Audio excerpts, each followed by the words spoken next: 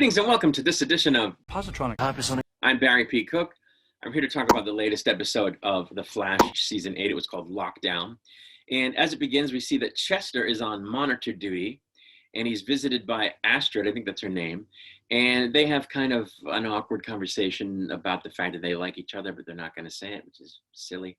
Flash is then seen nabbing a few miscreants, and he takes them to CCPD, but the captain is annoyed at this because he didn't leave any details on their crimes, and she suggests putting in some kind of a flash phone where they would always be able to reach the Flash, which Barry isn't on board with, even though Joe and Cecile think it's a good idea.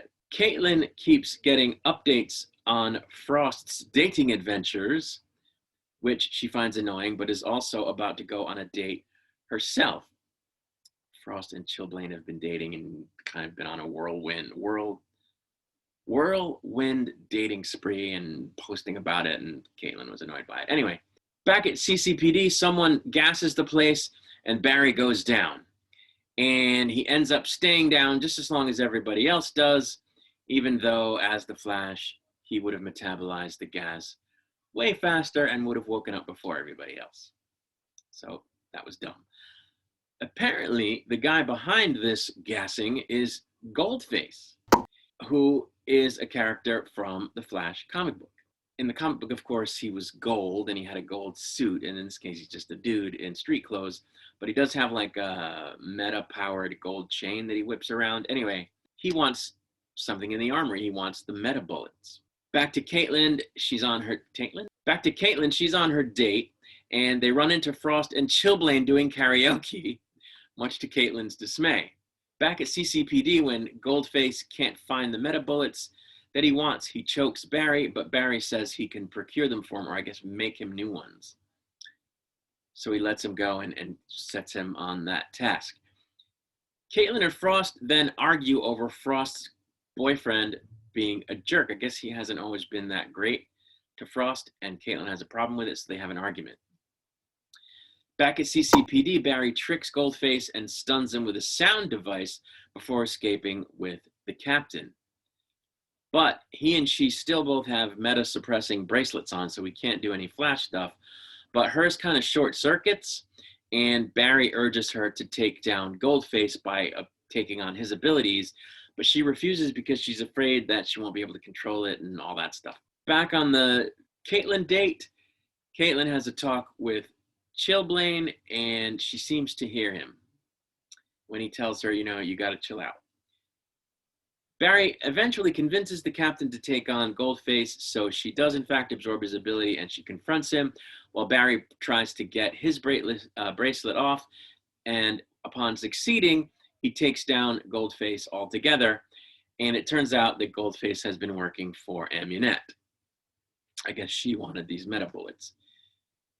Later, Caitlin apologized to Frost, and they make nice, and they agree to sort of try to go on another double date and whatever. Flash then does give the captain a way to contact him directly, and he says that he wants to reveal his identity to her, but she already figured it out when he escaped from CCPD without blowing himself to bits when he took the bracelet off, because only someone as fast as the Flash would be able to do that.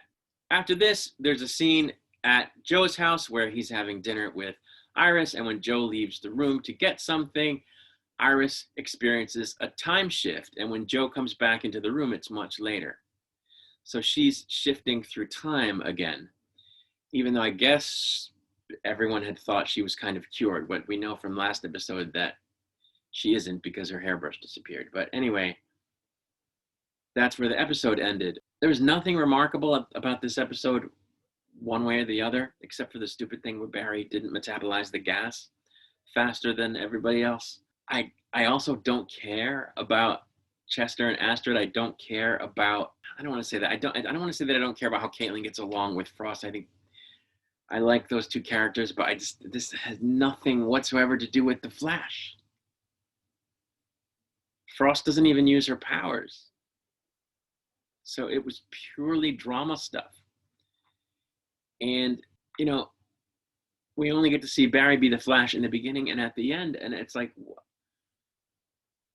it's great that he was able to get out of the situation that he was in with the captain by not using meta abilities. But like, that's not what I want to see. The Flash. Like, I just don't know what they're doing. I really only reviewed this episode because I said I would at the end of my last Flash review. But I think I'm done. I don't see a reason to continue reviewing these episodes. I'm going to watch the show, but there's nothing going on that's worth talking about. Just like Legends of Tomorrow, it just got to be so silly that, I watch it, but there's nothing to talk about. And my Flash review videos don't get any views at all, so it seems like people aren't even interested in seeing reviews.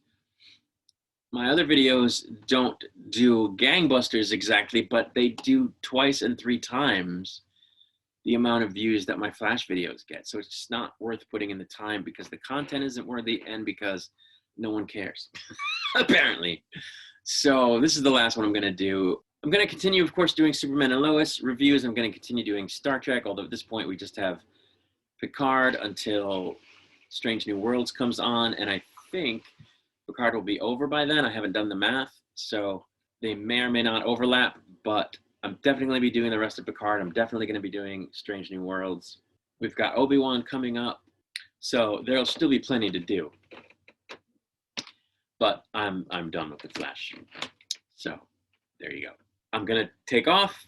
I'll be back with another video soon, although not about the Flash. Until then, I say peace and long life.